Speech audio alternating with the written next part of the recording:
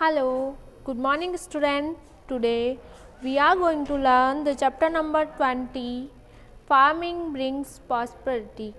तो खेती ही समृद्धि लेके आती है। खेती में समृद्धि होती है तो किसान खुश होते हैं और किसान खुश यानी हम सब खुश।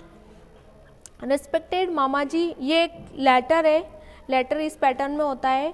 तो स्टार्टिंग में अब पढ़ेंगे तो हमें पता चलेगा कि मामा जी को कोई लेटर लिख रहा है। प्रणाम, we are fine here and hope the same for you. हम सब यहाँ ठीक है और हम सोच रहे हैं, मतलब हम ऐसा चाहते हैं, आशा करते हैं कि आप सब भी वहाँ ठीक होगे। There has been a good rain this year in our area. We have got our farm sown through the tractor and sowed the green gram and moth seeds. तो वो मामा जी को बता रहे हैं लेटर में कि अभी तो वैसे भी अपन मोबाइल वगैरह से कनेक्ट रहते हैं, लेकिन लेटर पैटर्न जो पुराने समय में अभी भी होता है, जहाँ पर मोबाइल नहीं था, बात नहीं होती थी, तो लेटर पोस्ट करते थे और उस टाइप से लिखते थे। तो वो बता रहे हैं, वो क्या बता रहे हैं कि इस बार अच्छी बारिश हुई है और हमने खेतों को तैयार भी कर लिया है। ट्रैक्टर से उनको खुद जो ट्रैक्टर से उस खेत की तैयारी भी कर ली, तैयार कर दी है। और फिर उसमें क्या बोया गया है, ग्रीन ग्राम यानी मूंग और मोथ सीड्स, उसके बीज दोनों के, मोथ और मूंग दोनों के बीज हमने बो दिए हैं। The green gram and moth seeds were conserved since last year. और हम इन दोनों के जो बीज हमने बोए वो हमने पिछले साल जब उगाए थे ना, तो उनके बीज हमने रख रखे थे, तो उन्हीं को वापस बो दिए हैं। The Savania farms was sold for 5 parts and the pearl millet, sesame seeds and cluster beans were sown.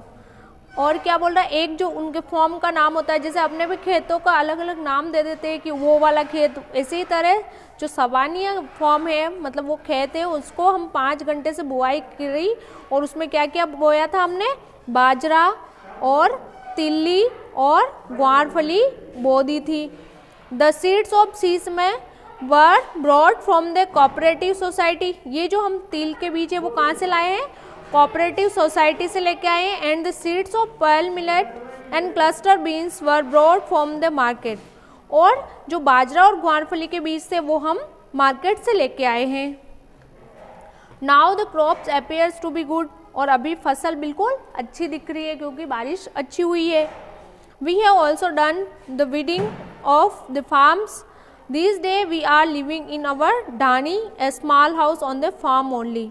हमने खेतों में वीडिंग का काम भी कर लिया, मतलब निराई गुड़ी जो भी खरपतवार होती है, मतलब जो एक्स्ट्रा उग जाते हैं, जो हमें नहीं उगाने खेत में, फिर भी वो खरपतवार, जिसको क्या बोलते हैं, खरपतवार बोलते हैं और इंग्लिश में वीडिंग बोलते हैं, वो भी हमने साफ कर ली है। और अब वहाँ पे ही खेत में ही छोटी सी ढाणी, मतलब छोटा सा घर बना के और उसी में हम रह रहे हैं।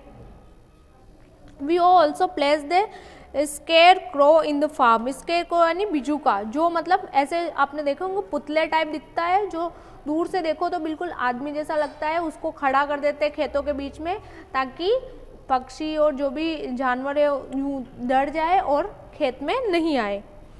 Which looks like a man, और आदमियों के जैसे दिखता है। एंड फ्रॉम ए डिस्टेंस, मतलब दूरी से हम देखते हैं तो वो हमें बिल्कुल आदमी के जैसे दिखता है। The animals and birds get scared of it and go away. Animals और बर्ड उनसे डर जाता है, स्कैर्ड यानी डर जाते हैं, और वो फिर चले जाते हैं वहाँ से। Convey my regards to grandpa and grandma. मेरे नाना और नानी को मेरा प्यार देना। और My mother has requested you to visit our surely at time to harvesting of the crops. और मेरी मम्मी क्या रिक्वेस्ट कर रही है आपसे कि आप जब हमारा हार्वेस्टिंग का काम चले, हमारी फसल की जब कटाई का काम चले, तो आप वहाँ हमारे यहाँ पे ज़रूर आना। योर्स छगन राम। और ये जो लिख रहा है मामा जी को लेटर, उस बच्चे का नाम क्या है, Chhagan Ram. Okay, now question answer. On Chhagan Ram's farms the crop of moth, green gram, pearl millet, sesame seeds etc. are sown. Which crops are sown in your surrounding area? ये उसके एरिया में ये चीज़ें उगाई जाती है। अब आप बताइए कि आपके नियर बाई कौन कौन सी फसलें उगाई जाती है। तो हम जिस इन्वायरमेंट में रहते हैं वहाँ पे क्या उगाया जाता है, मेज, वीट, सोगम एंड बाजरा, इस टाइप की फसलें उगाई जाती है। ज्वार बाजरा होता है, गेहूँ मक्का होती है, ये मोस्टली यही चीज़ें उगाई जाती है। चने भी उगाए जाते हैं। तो जो जो आपको पता है आपके खेत में क्या क्या उगाते हैं तो वो सब यहाँ लिखना है। From where the seeds brought to sow the crops, हम ये जो बोने के लिए जो भी हम बीज लेके आते हैं वो कहाँ से लेके आते हैं, तो from cooperative society and seed shop, जो भी बीज की दुकान होती है, बीज मिलते हैं वो उस दुकान से लाते हैं, या फिर कोऑपरेटिव सोसाइटी जो होती है पंचायत में होती है, जहाँ पे बीज हमें मिलते हैं, सस्ते भी मिलते हैं, अच्छे भी मिलते हैं, वहाँ से हम लेके आते हैं। एग्रीकल्चरल इम्प्लीमेंट्स, क्या क्या साधन होते हैं, उनके संसाधन क्या है, कौन कौन सी हम चीज़ें यूज़ करते हैं एग्रीकल्चर के टाइम, उसके बारे में पढ़ेंगे। The farmers use many different types of equipment for growing and harvesting of the crops, जो किसान है वो बहुत सारी चीज़ें यूज़ करते हैं, किसके लिए, फसल उगाने से लेके कटाई तक वो बहुत सारी चीज़ों का, अलग अलग चीज़ों का यूज़ करते हैं। फसल अच्छी हो उसके लिए बहुत सारे फर्टिलाइज़र यूज़ करते हैं। तो इस तरह से स्टार्टिंग से लेकर एंडिंग तक किसान उसमें पूरा मेहनत करता ही है, पूरे टाइम उसको पूरी कड़ी मेहनत करता है, तभी लास्ट में फसल मिलती है। There are manufacture in the villages by carpenters and blacksmith, और ये चीज़ें जो खेत में काम आती है वो उसी एरिया के जो कारपेंटर होते हैं या फिर ब्लैक स्मिथ जो लोहार और जो होते हैं जो फर्नीचर का काम करते हैं वो लोग इसको तैयार कर देते हैं, जो भी काम आती है जैसे हसिया वगैरह इस टाइप की, तो वो सब कौन तैयार करते हैं, यही एरिया के लोग। Look at the figure and right the answers, आपको अब लुक एट द फिगर, इधर जो फिगर आएगा उसको देखना है और आपको उसमें पहचानना है कि लोग क्या कर रहे हैं, इक्विपमेंट कौन कौन सी चीज़ें यूज़ कर रहे हैं। तो यहाँ पे देखो ट्रैक्टर है, ट्रैक्टर से ये काम हो रहा है। सेकंड में हल चला रहा है फार्मर, तो वो प्लाफिंग का काम हो रहा है। स्पेड्स यानी वो इसे खुदाई का काम कर रहे हैं, इससे देखिए सभी जने मिलकर। फिर यहाँ पे वीडिंग कर रहे हैं, निराई गुड़ाई कर रहे हैं, जो एक्स्ट्रा चीज़ें हैं उसको हटा रहे हैं। पंप सेट्स, ये पंप सेट लगाए हो तो इससे पानी दे रहे हैं, वो सिंचाई का काम कर रहे हैं। ओके, सो ये एग्रीकल्चर प्रैक्टिस होती है, उनमें अलग अलग वर्क कर रहे हैं वो, तो आपको इनको पहचानना है कि कौन सा कहाँ काम हो रहा है। On Chhaganaram's farms the ploughing of the field is done with the help of a tractor and seeds are sown. तो छगनराम के खेत में जो जुताई हल जोतने का काम कौन कर रहा है, ट्रैक्टर के द्वारा किया गया, और बीज बोए गए वो भी ट्रैक्टर के द्वारा ही, है ना। ट्रैक्टर में ही मशीनें लगी होती है जिससे बीज भी बोए जाते हैं और उसे उस पर प्लफिंग भी हो जाती है। In many places animals are used for agriculture, और जो लोग अफोर्ड नहीं कर सकते हैं वो बैल की सहायता से भी खेत को जोतने का काम करते हैं। ये देखिए इसी में बीज भी ऐसे बीज डालने का भी होता है, तो बैल की सहायता से वो बीज बोने का काम भी कर देते हैं, खेत जुताई का काम भी कर देते हैं। बट नाउ ए डेज, अब जब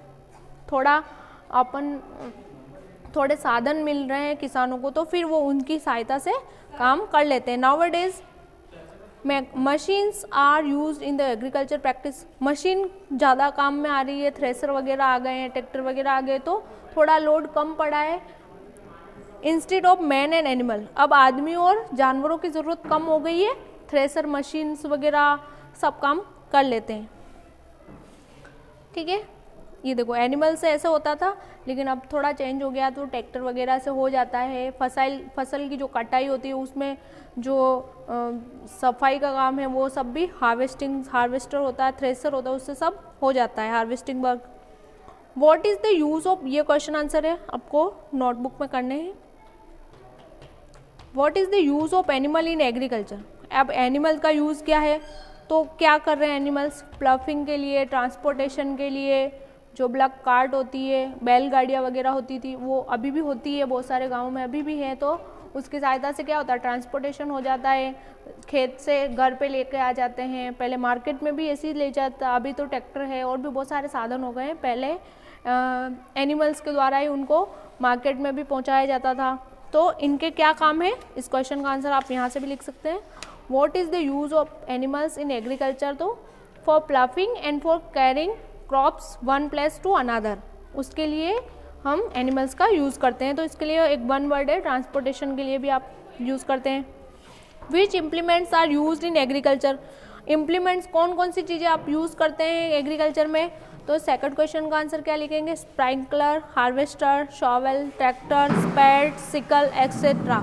और भी बहुत सारी है, पंप सेट है, ट्यूबवेल है, ये सब भी हम यूज़ करते हैं, तो वो सब भी आप इसमें ऐड कर सकते हैं। बाकी sprinkler, harvester, shovel, tractor, spade, sickle ये हम यूज़ करते हैं। What changes are there in the present practice and implement of agriculture? अब पुराने टाइम में और नए टाइम में क्या चेंज आया, तो इस थर्ड का आंसर यहाँ से लिखना है कि machines are used in agriculture practices instead of man's and animals. पुराने टाइम में सब काम आदमी को और उसके जो भी एनिमल वगैरह होते थे उनसे ही करता था, लेकिन अब मशीनी युग है तो अब मशीन ज़्यादा यूज़ आने लग गई है। तो इस थर्ड का आंसर आप यहाँ से लिख सकते हैं। इसके बाद हम पढ़ेंगे फर्टिलाइजर्स एंड पेस्टिसाइड्स, जो फसल की अच्छी फसल हो उसके लिए बहुत ज़रूरी है। To obtain good quality of crop, अच्छी क्वालिटी की फसल अगर प्राप्त करनी है तो fertiliser are used in the fields, तो हम फर्टिलाइजर का यूज़ करते हैं। Previously people were involve more in animal rearing, the dung of those animals was collected at one place and then put in the field as fertiliser as per the requirement. पुराने समय में क्या लोग ज़्यादा पशु पालते थे, जानवर ज़्यादा रखते थे घरों में, क्योंकि जितने ज़्यादा हो गए उतनी ज़्यादा उनका डंग मिलेगा, उनका जो गोबर है वो मिलेगा, उसको फिर वो एक ही जगह पे इकट्ठा करते जाते हैं और फिर एक साथ जब फसल पूरी खेत में उसको बिखेर देते हैं, जिससे कि अब वहाँ की जो सॉइल है, वो जो मिट्टी है वहाँ की वो अच्छी हो जाए। Okay, next the dung of those animals were collected one, एक जगह पे उनके कलेक्शन होता है और फिर उसको पूरे खेत में बिखेर दिया जाता है। Nowadays chemical fertiliser are use to have maximum crop yield like urea, DAP etcetera. अभी क्या होता है, अभी केमिकल फर्टिलाइजर का यूज ज़्यादा होने लग गया है, ठीक है ना। तो उसमें क्या होता है कि अच्छी फसल भी मिलती है, अच्छी फसल के लिए उसको लेके आते हैं, उसका यूज़ करते हैं, और उसमें कौन कौन आते हैं, DAP आता है, यूरिया आता है, इनका यूज़ करके अच्छी फसल हो इसके लिए इनका यूज़ होता है। It is essential to keep proper precautions while using this chemical fertiliser, पर इनका यूज़ करते समय बहुत ज़्यादा ध्यान रखना होता है, इनकी जो भी क्वांटिटी कितनी है, फसल के खेत के अकॉर्डिंग इनको कितना देना है, वो सब ध्यान रखना होता है, अदरवाइज़ फसल सारी ख़त्म हो सकती है। ज़्यादा देंगे पेस्टिसाइड्स तो कुछ भी हो सकता है, इसलिए इनको पूरा ध्यान रख के ही, और इनको जब खेत में डालते हैं तो पूरा प्रिकॉशंस उस आदमी को भी ध्यान में रखना होता है, क्योंकि इनसे दे में कॉज हेल्थ प्रॉब्लम्स, ये बहुत सारी हेल्थ प्रॉब्लम क्रिएट कर सकती है, जैसे headache, skin disease, stomach related problems, restlessness. तो इन सब चीज़ों से बचने के लिए आदमी को प्रॉपर प्रिकॉशन लेके ही फिर इसको खेत में छिड़कना होता है। Due to the excessive use of chemical fertiliser there is a gradual decrease in the productivity of the land. अगर हाँ इसका यूज़ होता है केमिकल फर्टिलाइज़र का, तो धीरे धीरे जो मिट्टी है उसकी गुणवत्ता में बहुत कमी आने लग जाती है, मतलब वो उतनी ज़्यादा फिर यूज़फुल नहीं रहती है, फिर धीरे धीरे वो बंजर जैसी हो जाती है, मतलब वहाँ पे कोई फसल ही नहीं होगी, ऐसा भी हो जाता है। तो इनका यूज़ हमें लिमिटेड ही करना चाहिए। Therefore we should maximum use of only organic और इंडिजियस फर्टिलाइज़र। तो हमें ज़्यादा से ज़्यादा यूज़ किसका करना है, जो ऑर्गेनिक है फर्टिलाइज़र उनका ही यूज़ करना चाहिए, जो केमिकल फर्टिलाइज़र है उसको कम से कम यूज़ करना चाहिए। What do you understand by organic fertiliser. अब ऑर्गेनिक फर्टिलाइज़र होता क्या है, इसका आंसर यहाँ से लिखना है। Organic fertilisers means native fertilisers which is formed by the faeces of domestic animals. जो हमें डोमेस्टिक एनिमल्स से मिलता है वो होता है ऑर्गेनिक फर्टिलाइज़र, जो उनका एनिमल्स की जो डंग होती है उनको इकट्ठा करके वही सबसे बेस्ट होती है। Which types of fertiliser are used in farm of your surrounding area. अपने एरिया में कौन कौन से फर्टिलाइज़र यूज़ करते हैं, तो ऑर्गेनिक तो करते ही हैं, इसके साथ हम यूरिया, DAP इनको भी यूज़ करते हैं। Which fertiliser the farmer can use instead to chemical fertiliser. अगर केमिकल फर्टिलाइज़र का यूज़ नहीं करे तो उसके लिए फार्मर को किसका यूज़ करना है, तो ऑर्गेनिक और इंडिजियस फर्टिलाइज़र उनका यूज़ ज़्यादा करना है। ठीक है, लेट्स प्रिपेयर मैनर। अब हम भी इसको प्रिपेयर करने के लिए क्या कर सकते हैं, किस टाइप से होता है, तो dig a small pit in a corner of your school. छोटा सा खड्डा हो स्कूल का जहाँ होता है कॉर्नर में, वहाँ पे now putting the dried leaves, सूखी हुई पत्तियाँ, ट्रीज की लकड़ियाँ छोटी मोटी वो सब इकट्ठी करनी है। फिर उनको prepare mid day meal and the peeling of fruits and water time to time in the pit. उसको कंटिन्यू उसमें जो भी चीज़ें होती है वो डालनी है इस तरह की। एंड और जो अगर आपको आसपास एनिमल की डंग भी मिल जाए तो उसको भी उसमें डालनी है। After some time they think decompose, फिर वो डिकम्पोज की प्रोसेस होती है और डिकम्पोज की प्रोसेस के बाद वो एक फर्टिलाइज़र बन जाता है। फिर उसका यूज़ हम प्लांट्स के लिए कर सकते हैं। तो इस तरह से फर्टिलाइज़र का यूज़ होता है। जो जैसे लोग जो जानवर पालते हैं एनिमल्स वगैरह, उनकी डंग के साथ उनमें बहुत सारी चीज़ें भी मिला देते हैं, जैसे कुछ भी जो घर में यूज़ नहीं आ रही है ऐसी चीज़ें, लकड़ियाँ हैं, सूखे पत्ते, वो सब उसमें मिलते जाते हैं। तो फिर वो धीरे धीरे डिकम्पोजिंग होता है उनका और फिर वो फर्टिलाइज़र, ऑर्गेनिक फर्टिलाइज़र बन जाता है। तो इस तरह से ये प्रोसेस होती है। अब फसल की पेस्टिसाइड भी हो गया, फर्टिलाइज़र भी हो गया। अब फसल का स्टोरेज ऑफ फूड ग्रेन्स। अब उस फसल को हम स्टोरेज कैसे करते हैं उसके बारे में पढ़ेंगे। When the farmers harvest the crops from the fields, the most important thing that they very about it is it's storage. जब भी किसान खेत की फसल को काट लेता है, उसकी कटाई हो जाती है, तो फिर वो उसके लिए टेंशन में रहता है कि मैं इसका स्टोरेज कहाँ करूँगा, मतलब इसको स्टोर कहाँ करूँगा। घर में ख़राब हो जाएगी अगर ओपन नहीं कुछ रखेंगे, बारिश आ जाए तो ख़राब हो जाती है। और इस तरह से बहुत सारी प्रॉब्लम्स होती है किसानों को। The food grains from the fields are packed in the sacks and taken to secure place using tractors and bullock carts on through any other means of transportation. वो क्या करते हैं, जैसे ही खेत से वो काम होता है उनका, और फिर उसको ट्रैक्टर की सहायता से या फिर बैलगाड़ी की सहायता से सेफ प्लेस पे ले जाते हैं। It can be A room in the house, घर के एक कमरे में उसको रख सकते हैं। एक कोल्ड स्टोरेज रूम जहाँ पर ठंडक रहती हो। During the storage it should be ensured that there is no moisture in the ground and no epidemic of the organism. कोई भी मतलब जीवाणु कीटाणु वगैरह नहीं होने चाहिए वहाँ पे। और फुली कोई मॉइस्चराइजेशन, मतलब कोई भी वहाँ पे ऐसा होना नहीं चाहिए जगह जहाँ पर कि पानी लगता हो इस तरह से, क्योंकि फसल खराब होने के चांसेस रहते हैं। What measures are taken to store the food grains throughout the year at your home? It's kept in a iron tanks। अगर हम लोहे की टैंक में उसको रखते हैं, ज़्यादातर तो वही होता है, लोहे की जो भी बक्से बने होते हैं या फिर उसमें हम उसको स्टोर करते हैं। उसके नीचे फिर हम ड्राइड जो नीम की लीव्स होती है, जो सूखी पत्तियाँ होती है, उसको भी रख सकते हैं जिससे कि कोई इंसेक्ट वगैरह उसमें पैदा नहीं हो। Earlier people used to hug utensils out of paper pulp for storage of food grains and put a leaves of neem tree in the safe storage। क्या करते थे पुराने टाइम में, नीम की लीव्स को लगा देते थे ताकि उसमें कोई जीव जानवर छोटे मोटे पैदा नहीं हो। So that the food grains remain protected through out the, पूरे साल फिर वो प्रोटेक्टेड रहती है जो भी हम उसमें फसल रखते हैं। अब रिडक्शन इन क्रॉप यील्ड, अगर फसल में हमें रिडक्शन हो रहा है, अच्छी फसल होती है, अच्छी बारिश होती है तो अच्छी फसल होती है, अच्छी कमाई होती है, लेकिन अगर कमी हो जाएगी तो फिर क्या होगा, ऐसे होता ही है।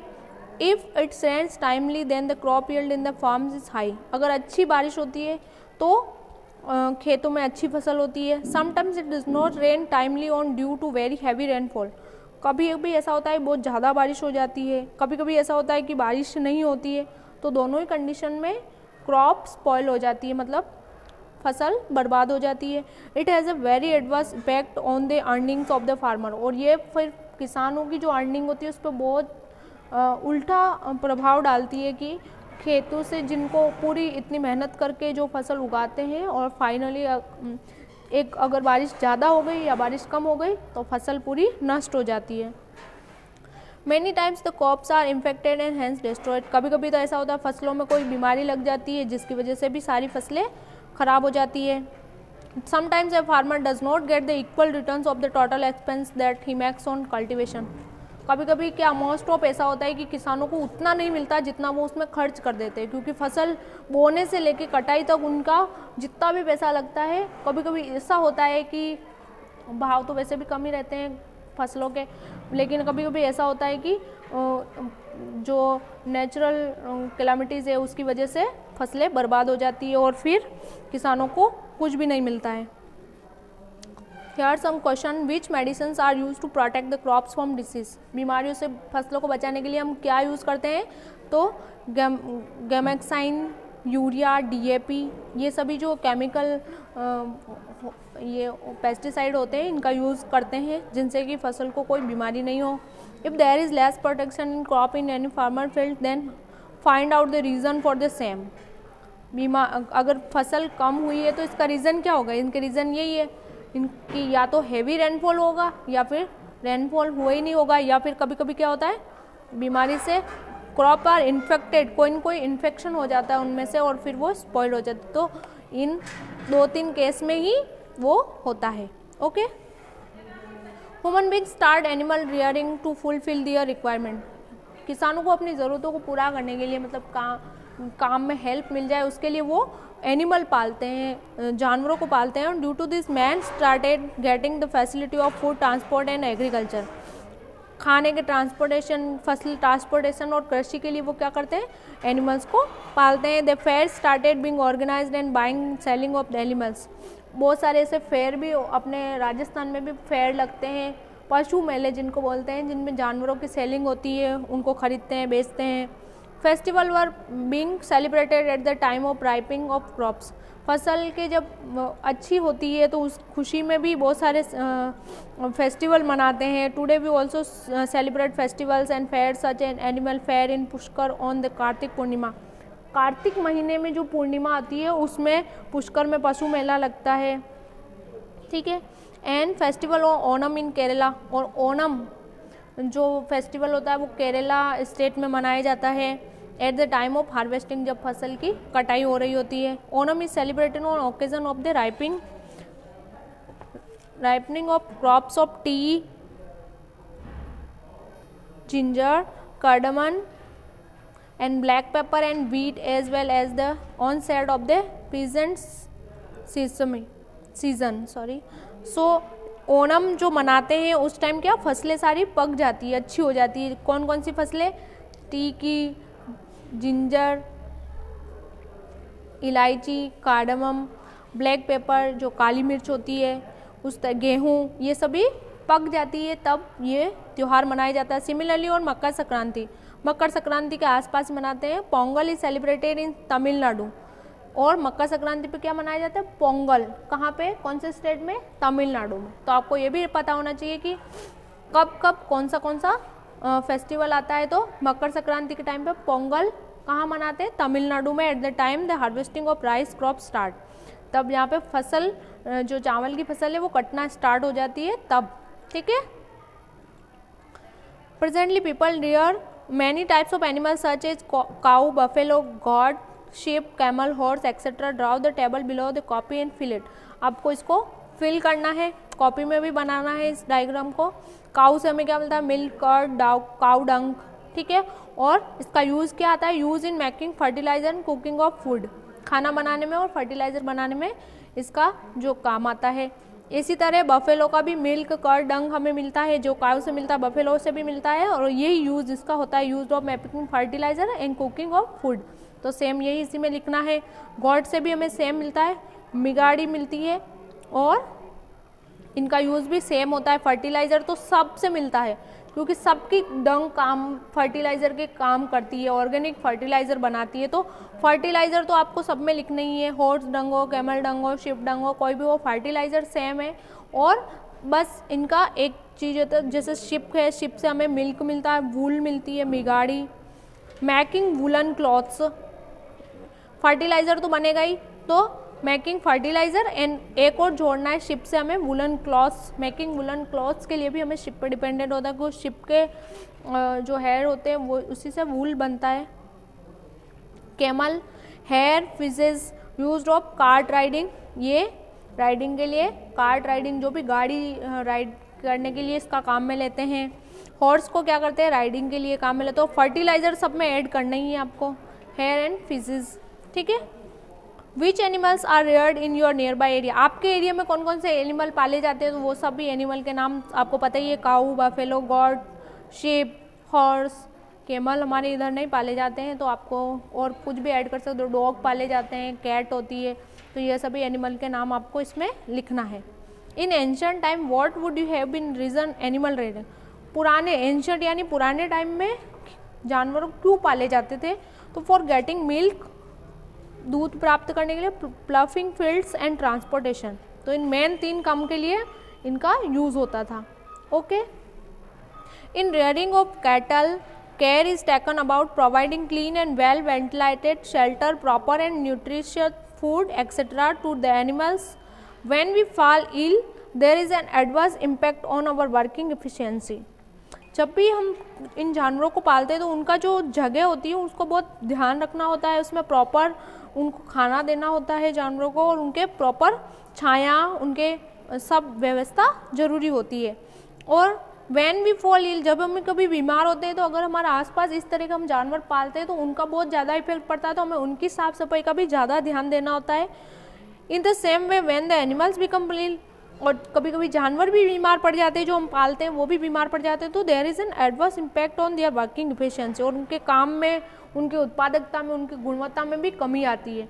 तो हमें उनका भी बहुत ज़्यादा ध्यान रखना होता है। जो हम पालते हैं इसका मतलब हमें उनकी पूरी जिम्मेदारी है कि हम उनकी केयर करें, उनको प्रॉपर न्यूट्रिशन दें, प्रॉपर खाना दें, प्रॉपर शेल्टर दें, ठीक है। Animal suffer from many disease like foot and mouth disease, FMD, mastitis, lupus etcetera. इन तरह की बीमारियाँ किनको होती है, एनिमल्स को होती है। यह आपको नहीं करना है। What do the animal rear do when the animal get disease, animal rear जो एनिमल को पालने वाले होते हैं वो क्या करते हैं जब वो बीमार पड़ जाते हैं एनिमल्स, तो क्या करते हैं आपको पता ही है, वो प्रोवाइडिंग, पहले उनकी पूरी देखभाल, providing clean well ventilated proper nutrition food, ये सभी उनको प्रोवाइड कराएंगे। और क्या कराएंगे, डॉक्टर बुला के, उनके जो एनिमल्स डॉक्टर होते हैं उनको बुला के उनका इलाज करवाएंगे। ओके। नेक्स्ट इज एक काउ शेड। ये देखिए, ये पशुशाला होती है जिसमें सारी गायें रखी जाती है, आपको पता ही है, आप सब जानते ही हैं। Nowadays some people throw the food items left over and wrappers etcetera in plastic bags. अभी क्या होता है, प्लास्टिक का यूज़ बहुत ज़्यादा है, तो जो भी हम चीज़ें, खाने की चीज़ें होती है वो सारी प्लास्टिक की थैली में आते हैं, तो ये सभी हम क्या करते हैं, फेंक देते हैं। And animals eat those bags, और जानवर क्या करते हैं, इनको खा लेते हैं।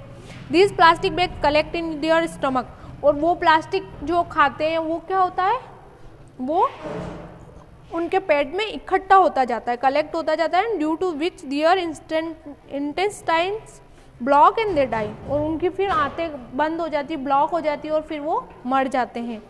तो हमें प्लास्टिक का यूज़ बहुत कम से कम करना है, और ध्यान रखना है कि गाय वगैरह कोई भी उन्हें खाए नहीं, क्योंकि अगर वो खाएगी कंटिन्यू तो खाते ही नहीं मरेगी, पहले उनके पेट में इकट्ठा होगा, फिर वो ब्लॉकेज कर देगा, और फिर एक दिन उस एनिमल को मरना पड़ता है। Many people adopt animal rearing as their occupation, उनके काम के लिए एनिमल को पालते हैं लोग। Like rearing of the cattle and, मतलब एक तरह का ये पूरा वर्क है, उसका प्रोफेशन बना लेते हैं कि हमें इस जानवरों को पालना है। सेलिंग ऑफ देयर मिल्क, गायों को पालते हैं लोग, है ना, और फिर क्या करते हैं, उनको मिल्क बेचते हैं। जो क्या बिजनेस होता है, डेयरी बिजनेस। डेयरी बिजनेस सब जानते हैं, डेयरी उद्योग में क्या होता है, दूध की बेचते हैं लोग, खरीदते हैं, तो वो डेयरी उद्योग होता है। पीपल वर रेयरिंग हॉर्सेस, घोड़ों को पालते हैं, क्यों, how many occupations like riding a horse cart, बैलगाड़ी खींच, वो जो घोड़ा गाड़ी खींचने के लिए घोड़ा ज़रूरी होता है। पार्टिसिपेटिंग ऑन हॉर्स रेसिंग, कोई भी अगर हॉर्स रेसिंग होती है तो उसमें पार्टिसिपेट करते हैं। अरेंजिंग हॉर्स फॉर स्पोर्ट्स, खेल के लिए भी अरेंज करते हैं। Arranging horse for the bridges, brides and grooms in the marriage, शादी ब्याह में भी हॉर्स का यूज़ करते हैं, तो इसलिए लोग घोड़ा का भी पालते हैं। We get wool by rearing sheeps, अगर हम भेड़ पालन करेंगे तो हम उनसे क्या मिलेगी, वूल मिलेगी। तो अलग अलग काम के लिए अलग अलग एनिमल्स को हम रियर करते हैं। Which types of occupations are done through animal rearing in your nearby area? तो हमारे एरिया में भी यही होता है, कैटल होता है, और क्या होता है, हॉर्स रेयरिंग होता है और शिप रेयरिंग होता है। तो ये तीनों नेम लिखना है। What we learned from this lesson: in agriculture, the sowing of fields is done by animals, ploughing is done by tractors, and cereals are separated by thresher. तो हमारे एरिया में क्या होता है, एनिमल्स का यूज़ होता है, हल की जुताई करने में ट्रैक्टर का भी यूज़ होता है, और थ्रेसर की सहायता से हम फसल के बीज को अलग कर देते हैं। We get different types of product from animals like milk, ghee, dung, leather etcetera. हमें अलग अलग एनिमल से अलग अलग चीज़ें मिलती है। There are different types of work to be done in the occupation of agriculture. Agriculture में बहुत सारे अलग अलग तरह के काम हैं, जो जिसको समझ में आए वो वैसा करता है, और लोग बहुत आगे भी बढ़ते हैं। Here 4 question answer you do in your notebook. From where do we get the seeds of the crops and sowing in the farms? तो हम कहाँ से बीज लेके आते हैं? From cooperative society and seeds shop, उनसे हम ये बीज लेके आते हैं। Which animals were Rudyard at home? घर में हम कौन कौन से जानवर पालते हैं? तो cow, buffalo, goat, sheep, dog, cat, और भी बहुत सारे पालते हैं, उनका नाम आप लिख सकते हैं। Which chemical fertiliser are used in increase the productivity of the soil of the farms? तो फार्म्स की जो प्रोडक्टिविटी को इंक्रीज करने के लिए हम कौन कौन से फर्टिलाइज़र यूज़ करते हैं? तो यूरिया, DAP, NPA, ये इस टाइप के हम यूज़ करते हैं। Why should we not use the plastic bags? Because animals eat those bags and due to which their instantaneous block and they die, so we should not use the plastic bags. So this is our lesson, student. I hope you will enjoy. Thank you.